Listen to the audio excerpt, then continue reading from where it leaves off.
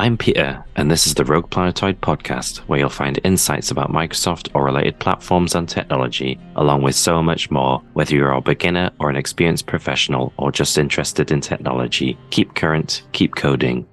Welcome to episode 36 of the RoguePlanetoid Podcast about BASIC. BASIC, or Beginner's All-Purpose Symbolic Instruction Code, was an introduction to the world of programming for many developers like me. BASIC was first created in 1964 at Dartmouth College in the United States and was used to create console-style applications that use line numbers and simple commands, such as 10, print, quotes, hello world, quotes, and 20, go to 10, which would result in an infinite loop of hello world being output to the screen. BASIC would begin my journey of programming and creativity when I was growing up in the 80s and 90s. Thinking back to BASIC is to return to the beginning of a journey as a software developer, which began with a few small steps which later led to giant leaps of creating BASIC that was less basic but more complex instead. My first experience with BASIC probably would have been with the VIC-20 in the late 80s, which was an 8-bit computer, old for the time, in school, which eventually led me to getting a Commodore 64 in 1991 with the Terminator 2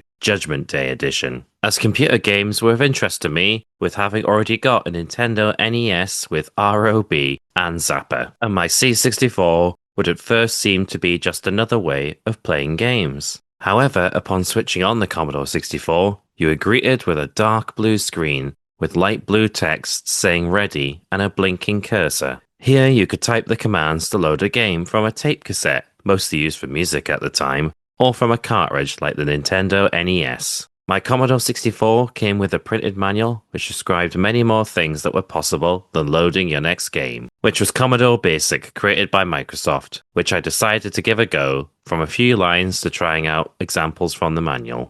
It would be in more recent years that I found out so much more was possible on the Commodore 64 than I'd realised with Commodore BASIC. But it was not too much of a problem, as not long after getting a C64, a computer that was rescued from being thrown out was brought home, and not long after, got curious and decided to give it a go. It was a Toshiba T-1200 laptop, almost sounding like another character from the Terminator movies. It had 10 times the memory of the Commodore 64, with 640 kilobytes of RAM, negligible today, but plenty back then, which ran MS-DOS 3.30, and with the computer came GW BASIC, and a spiral-bound full reference manual, plus a few example applications I could refer to. These, and GW BASIC itself, came on 720 kilobyte, 3.5 inch or 7 centimeter floppy disks, more recognizable today as the save icon that weren't even the 1.44 megabyte disks of later computers. GW BASIC was one of the defining versions of BASIC. It was a bridge between the early BASIC of the like on the Commodore 64 and the languages that followed. And it was using GW BASIC where I created more complex and sophisticated programs, which included simple applications and games, including taking advantage of sound and the primitive graphics, along with character-based layouts. GW BASIC supported control flow and the ability to write code and get immediate output, and it was not just for beginners, as many line of business applications were written using GW BASIC. GW BASIC applications I created were simple, along with adventure-style games with simple storylines where I even created ASCII-based artwork that I printed off. But it was a solo programming experience, as I didn't know anyone else doing it, and didn't know of magazines or books in those pre-World Wide Web days. You only knew if you knew about these things or met or knew someone who did. However, the upside was trial and error, and having to figure out things on my own, which helped develop the problem-solving skills which would help later in my career as a software developer.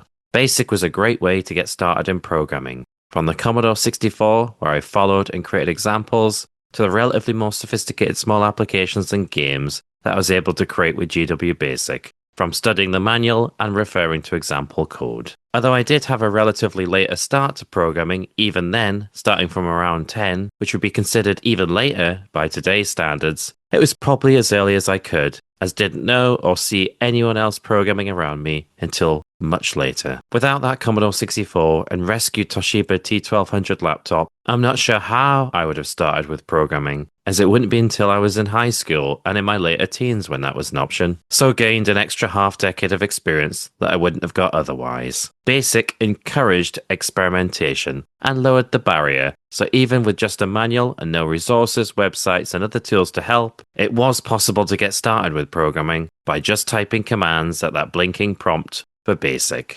Thanks for listening to the RoguePlanetoid Podcast, where each episode you'll find insights about Microsoft or related platforms and technology, along with so much more, wherever you listen to your podcasts, or at RoguePlanetoid.com/podcasts.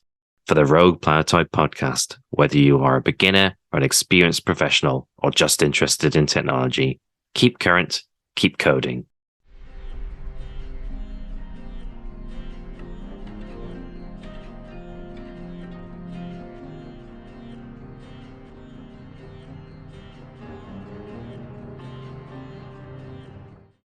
RoguePlanetoid Podcast is a production of Clarinton.